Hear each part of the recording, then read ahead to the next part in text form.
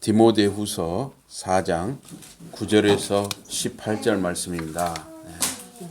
오늘 말씀 제목은 동역자들입니다. 동역자들. 너는 어서 속히 내게로 오라. 대마는 이 세상을 사랑하여 나를 버리고 데살로니가로 갔고, 그레스게는 갈라디아로, 디도는 달마디아로 갔고, 누가만 나와 함께 있느니라. 내가 올 때 마가를 데리고 오라. 그가 나의 일에 유익하니라. 두기고는 에베소로 보내었노라. 내가 올 때 내가 들어와 가보의 집에 둔 겉옷을 가지고 오고, 또 책은 특별히 가죽 종이에 쓴 것을 가져오라.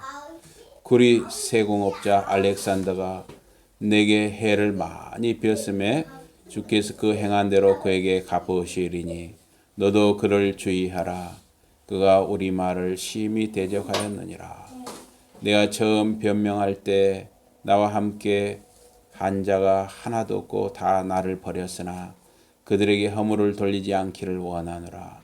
주께서 내 곁에 서서 나에게 힘을 주시면 나로 말미암아 선포된 말씀이 온전히 전파되어 모든 이방인이 듣게 하려 하심이니 내가 사자 입에서 건짐을 받았느니라. 다시 보시겠습니다. 주께서 나를 모든 악한 일에서 건져내시고 또 그의 천국에 들어가도록 원하시리니 그에게 영광이 세세무궁토록 있을지어다. 아멘. 예. 오늘 말씀 제목은 이 동역자들입니다. 동역자들. 이 디모데 전서와 디모데 후서, 이 디도서를 우리가 목회 서신, pastoral epistle, 목회 서신이라고 하는데 서로 이 공통점이 많고 교회의 여러 가지 문제를 다루고 있습니다. 그래서 이 목회 서신에 보면 교회와 이 교회 조직, 교리, 윤리 문제를 다룹니다. 또 사사로운 서신 형식으로 되어 있습니다. 그래서 바울이 두 번째로 로마 감옥에 이렇게 갇혀서 이제는 이 바울이 마지막 죽음이 가까운 것을 느꼈습니다. 그래서 디모데후서는 바울 서신 가운데 최후의 것이고 바울의 유언과 같은 서신입니다. 그래서 바울이 이 디모데후서를 쓸 때 디모데가 지금 터키 지역, 이 소아시아 지방, 에베소나 그 어느 곳에 있었던 것 같습니다. 어쨌든 터키 지역에 있었던 것으로 보입니다. 그래서 디모데는 그 고향이 그 지금의 터키의 그 루스드라 성경에 루스드라가 나오잖아요. 루스드라가 고향인데 하여튼 그 고향을 중심으로 순회 전도자로 활동하고 있었을 수도 있습니다. 그래서 바울이 로마 감옥에 두 번째로 갇혀서 이제 죽음의 때, 순교의 때를 기다리며 디모데에게 이 디모데후서를 썼습니다. 그래서 이때 바울은 이제 아주 말년으로 아주 고독한 시기였습니다. 지중해 연안의 나라들을 다니면서 세계 선교를 활발히 수행한 이 바울 사도가 이제 말년에 이 로마의 감옥에서 순교, 즉 죽음이 다가오는 가운데 애롭고 쓸쓸하게 사랑하는 제자 디모데에게 이 편지를 쓰고 있습니다. 그래서 바울 사도의 경우처럼 말씀을 전하는 전도자는 말년이 그렇게 화려하지 못하고 오히려 쓸쓸한 경우가 이 성경에도 보면 여러 인물이 나오고 있습니다. 예수님 역시 이 오병이어 빵 5개, 물고기 2마리로 기적으로 5,000명을 먹이셨고 그때 사람들은 예수님을 왕으로 삼으려고 할 정도로 인기가 있었죠. 또 칠병이어 빵 7개와 빵 7개와 물고기 2마리의 기적으로 3,000명을 먹이시기도 했습니다. 이런 때는 사람들에게 아주 인기가 있었습니다. 그러나 이제 예수님이 유대인들의 관계로 잡혀서 십자가에 죽임 당하실 때 제자들이 모두 살기 위해서 도망을 갔습니다. 제자 베드로는 예수님을 3번이나 모른다고 했습니다. 또 제자 요한은 얼마나 다급했던지 자기 몸에 들어오고 있던 담요를 버려두고 벌거벗고 도망갔습니다.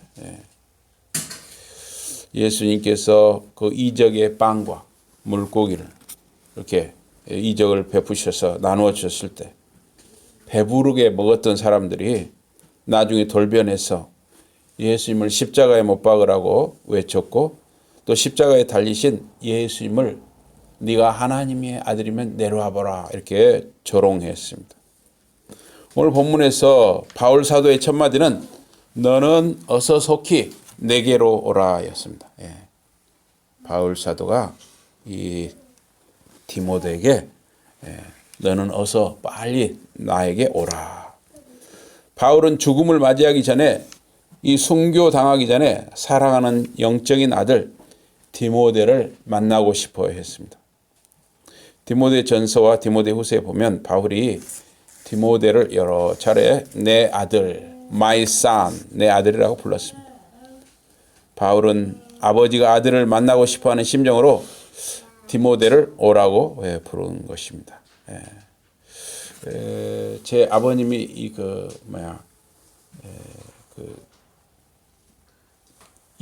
이틀 전에 수술을 했어요. 그런데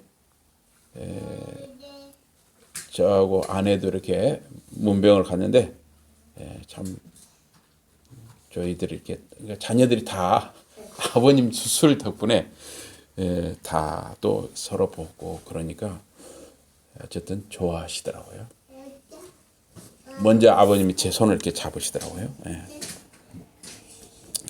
바울은 아버지가 아들을 만나고 싶어하는 심정으로 디모데를 오라고 부른 것입니다.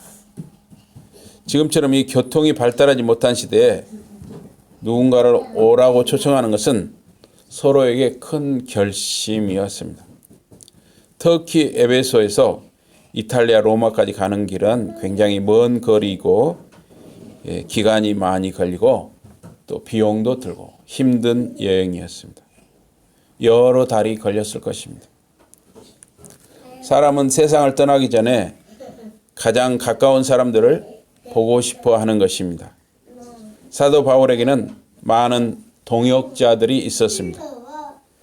그들이 바울의 손과 바울의 발이 되어서 바울을 도왔습니다. 바울의 이 전도 열매는 동역자들의 도움도 컸습니다. 예수님께서 12사도를 택해서 훈련시키시고 나중에 사도들이 이제 승천하신 주님을 대신해서 전도를 했습니다. 지금도 사람을 훈련하고 세우는 일이 참 중요한 것입니다. 그래서 우리 이렇게 지금 우리 주원이나 주어 이렇게 이런 자녀들, 어린 자녀들을 키우는 거, 또 어떻게 보면 넓은 의미에서 보면 동역자를 길러내는 일입니다. 아주 귀한 일을 하고 있는 것이죠. 저 아이들이 믿음으로 크면 동역자들이 되는 것입니다. 믿음 안에서는 모두가 다 동역자인 것이죠.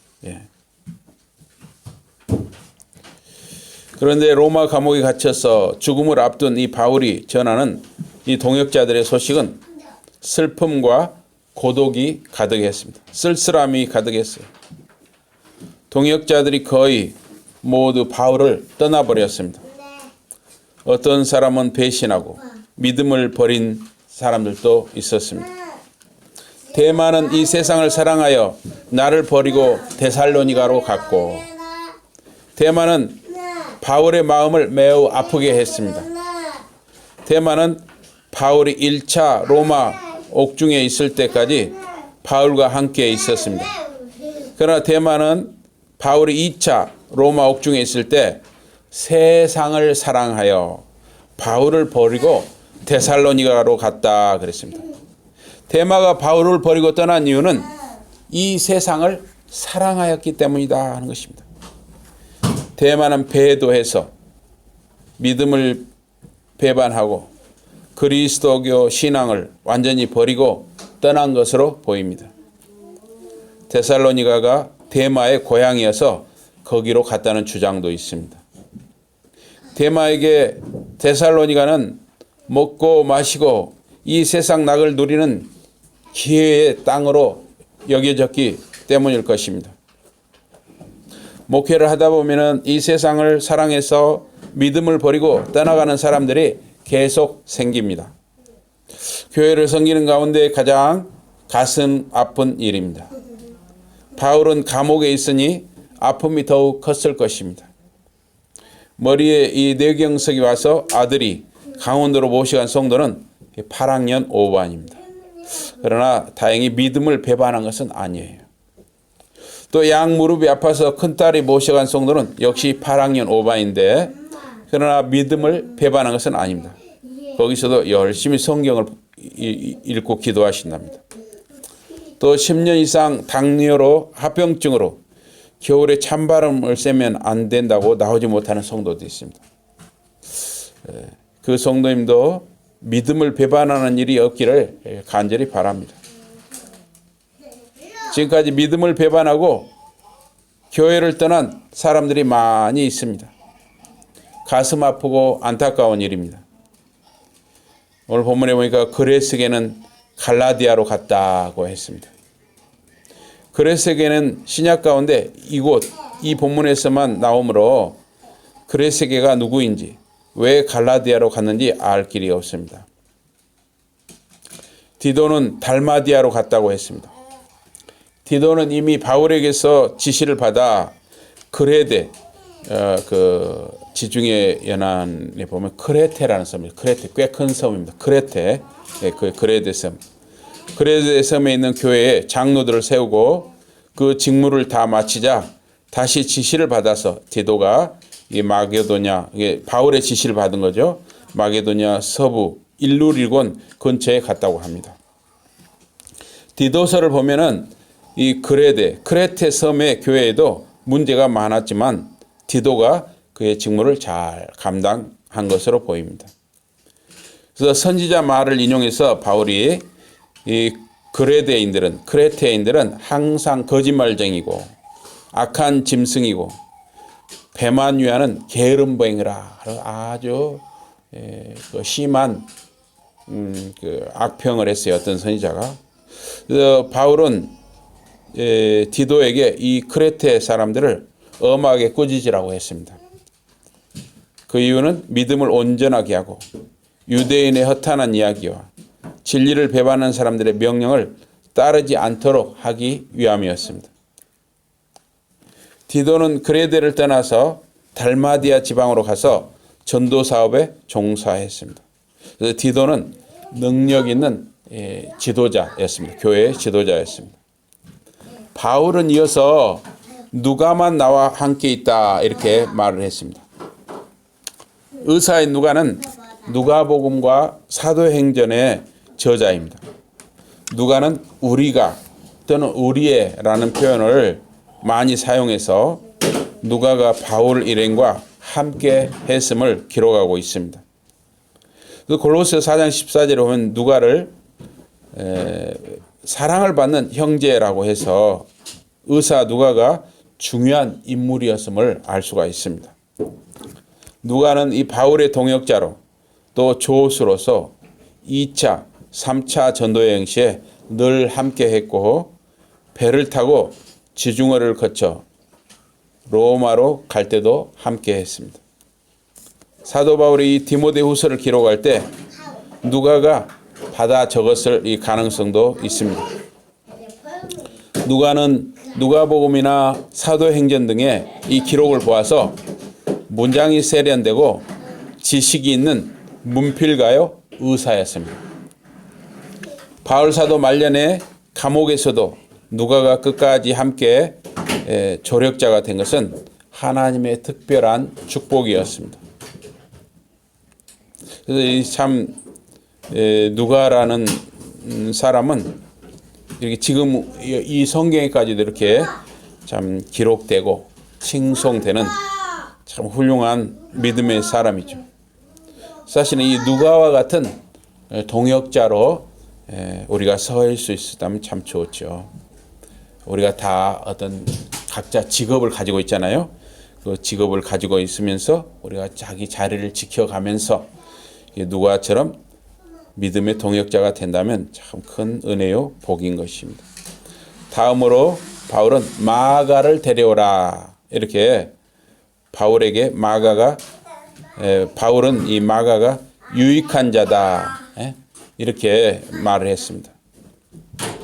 마가는 베드로의 조수였고 조력자였고 마가복음의 저자이고 예루살렘 다락방의 주인이기도 했습니다. 또 마가는 바나바의 조카였죠. 조카. 생질. 1차 전도 여행 때 전도 사역에 어려움이 많아서 도중에 마가가 바울 일행을 떠나서 돌아갔습니다. 이 일로 인해서 그 다음 여행 때 바나바는 자기 조카 마가를 데리고 갑시다. 바울은 그렇게 전도여행을 하다가 중간에 어려움이 있다고 해서 떠나버린 사람을 왜 데리고 갑니까? 해서 바울과 바나바가 심히 다투었다 그랬습니다. 그래서 바울과 바나바 같은 정말 성경에 참 귀하게 쓰임 받는 그러한 인물들도 이렇게 때로는 다툰 것을 볼 수가 있습니다. 그래서 우리는 다 연약한 가운데 살아가기 때문에 다 좋은 일도 있지만 서로 다툴 때도 있습니다. 그러나 우리가 다투어도 믿음 안에 있어야 하는 것이죠. 바울과 바나바는 심히 다투었지만 믿음 안에 있었습니다. 그래서 바울과 바나바가 일시적으로 갈라섰지만 그러나 나중에 바울 사도가 1차 로마 옥중에 있을 때 마가가 바울 사도 함께 했다 그랬습니다. 그러니까 바울과 바나바, 마가가 나중에 서로 화해가 이루어졌다 하는 것으로 우리가 볼 수 있습니다. 여기서 바울이 마가를 추천하기를 유익한 자라 한 것을 보면은 마가가 바울에게 도움을 주는 조력자, 조수가 된 것을 알 수가 있습니다. 동역자들이 이 바울을 떠나고 쓸쓸한 가운데서 바울을 다 이렇게 떠나갔잖아요. 그래서 바울이 아주 쓸쓸한 가운데서 바울은 디모데에게 마가를 데리고 오라. 마가와 함께 오라. 그가 자기의 일에 유익하다. 이렇게 말하고 있습니다. 바울은 마가를 데려와서 전도사에게 귀하게 쓰기를 원했습니다. 당시 디모데와 마가가 그 지금의 터키 지방의 에베소나 그 근처에 함께 있었거나 가까이 근처에 있었을 것입니다. 그래서 디모데에게 마가를 데려오라 이렇게 말한 것입니다. 또한 두기고를 에베소로 보내었노라. 두기고는 아시아 사람, 즉 지금의 터키의 그 터키 지역의 사람이었습니다. 그래서 두기고가 바울의 조수가 되어서 에베소서와 골로새서를 이렇게 전달한 사람입니다. 그래서 두기고를 에베소로 보낸 이유는 디모데를 로마로 오게 하고 디모데의 자리를 대신해서 두기고가 에베소 지방의 교회를 섬기도록 하기 위함이었을 것입니다. 그래서 오늘 본문에 보면 이제 이 사도 바울은 이 선교행, 1차 선교행, 2차 선교행, 3차 선교행을 하고 이제 말년에 로마 감옥에 1차로 갇혔다가 또 일시적으로 풀려났다가 다시 로마 감옥에 갇혀가지고 죽음을 앞두고 순교를 앞두고 이 디모데후서를 기록한 것입니다. 그래서 디모데후서는 일종의 유언과 같은 바울 사도의 유언과 같은 책입니다. 그래서 복음을 전하는 길은 애롭고 쓸쓸한 길일 수 있습니다. 모르겠어요. 혹시 복음을 전하면서도 꽃길을 걷는 분들이 있는가는 모르겠어요. 그러나 일반적으로 복음을 전하는 길은 애롭고 쓸쓸한 길일 수 있습니다. 그러나 복음을 전하는 길은 생명의 길이고 복된 길입니다. 바울은 때로는 이 장막, 이 텐트를 만드는 직업을 가지고 생활비를 벌면서 복음을 전했습니다. 그래서 복음을 전하면서 직업을 갖는 것이 때로는 효과적일 수도 있는 것입니다. 그래서 복음을 전하는 사람은 직업을 가져서는 안 된다. 또는 직업을 가져야 한다. 이렇게 해야 된다. 저렇게 해야 된다. 정해진 답은 없다. 그렇게 저는 생각합니다. 아브라함이나 이삭이나 야곱은 목축을 하면서 삶의 현장에서 산업을 일구어 가면서 하나님을 경외하고 예배하는 일을 힘쓰면서 언약 백성의 유업을 이어나갔다는 것입니다. 바울에게는 많은 동역자들이 있었습니다. 그러나 어떤 사람은 믿음을 배반하고 세상을 사랑하여 떠나갔습니다. 누가는 끝까지 바울과 함께하면서 의사로서, 문필가로서 자기의 은사를 10분 100% 발휘해서 하나님께 충분히 쓰임 받았습니다. 그래서 이 성경에서 참 본받고 싶은 인물 중에 이 누가는 참 대표적인 참 충성되고 또 자기 준비된 은사를 충분히 쓰임받은 아주 귀한 사람이에요. 누가는 의사로서 바울의 건강을 살필 뿐만 아니라 동역자들의 건강을 살피고 또 가는 선교지에서 그 선교지의 사람들을 의사로서 치료했을 것입니다. 그뿐만 아니라 누가는 화려한 그 세련된 문장과 깊고 넓은 지식을 가진 문필가로서 누가복음이나 사도행전 등 이런 기록을 정말 너무나 귀한 기록을 남겨서 우리에게 전해지고 있는 것입니다. 그래서 참 누가는 성경의 인물들 중에 참 본받고 싶은 그런 인물 중에 한 사람입니다. 그렇다고 해서 모두가 다 누가처럼 의사가 될 필요는 없어요. 다 각자 주어진 직업, 은사, 이 달란트를 잘 효과적으로 활용을 하면서 그 삶의 현장을 잘 꾸려가면서 우리가 복음 전도자로 이렇게 살아갈 수 있는 것입니다. 예수를 주님으로 믿는 사람들은 모두 복음을 전하는 하나님의 동역자로 살아가는 것입니다. 그것이 가장 정상적인 모습인 것입니다. 삶의 현장에서 빵을 위해서 살 뿐만 아니라 복음을 전하는 주님의 동역자임을 기억해서 실천하며 살아가는 것은 우리 신자들에게 너무나 귀하고 복된 일인 것입니다. 바울은 유언처럼 이렇게 말했습니다. 그러나 너는 모든 일에 신중하여 지금 디모데에게 당부를 하는 것이죠. 또 여러분과 저에게 당부를 하는 것입니다. 모든 교회에 당부를 하는 것입니다. 고난을 받으며 전도자의 일을 하며 내 직무를 다하라. 이것은 디모데에게만 해당될 뿐만 아니라 우리 모두에게 해당되는 것입니다. 우리는 다 삶의 현장에서 우리의 삶을 꾸려가면서 또한 모든 일에 신중하고 때로는 복음을 위해서 고난을 받고 때로는 전도자의 일을 하면서 우리의 직무를 우리의 사명을 감당하는 것입니다. 우리는 모두 신자이며 전도자이며 삶의 현장을 지키는 하나님의 파수꾼들인 것입니다. 그 유명한 말이 있죠. 다 정치를 한다고 그러니까 손석희 씨가 그런 말을 했어요. 그러면 소는 누가 키웁니까? 그래서 손석희 씨가 먼저 했는지 다른 사람이 또 했는지 모르겠어요. 소는 누가 키웁니까? 그래서 다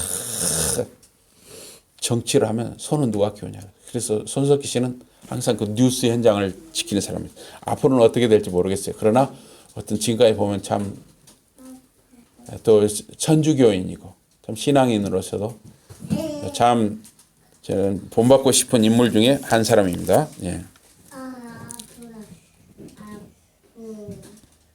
우리는 그래서 삶의 현장을 지키면서 복음 전도자로 살아가는 것입니다.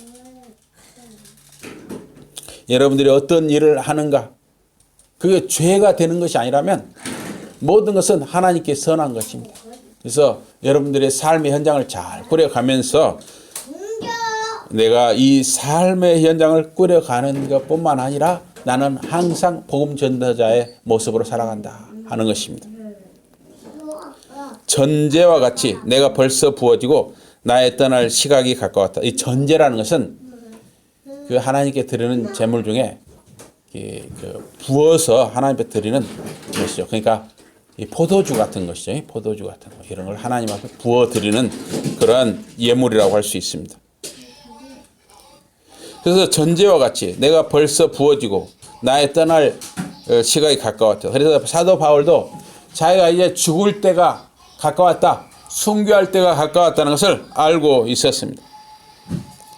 나는 선한 싸움을 싸우고 믿음을 지켰으니, 사도 바울은 이렇게 당당하게 자기 믿음의 아들 디모데에게 이렇게 고백을 하는 것입니다.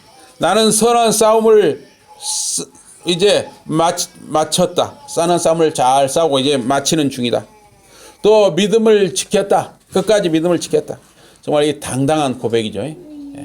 여러분과 저에게도 이러한 선한 싸움을 마치고 믿음을 지켰다는 이런 당당한 고백이 있어야 하는 것입니다.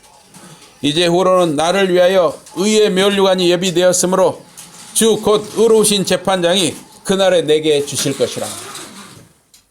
사도 바울에게만 의로우신 재판장이 의의 면류관을 예비해서 주실 뿐만 아니라 여기 모여있는 여러분 모두에게 하나님께서, 우리 주님께서 의의 면류관을 준비해서 주실 줄 믿습니다.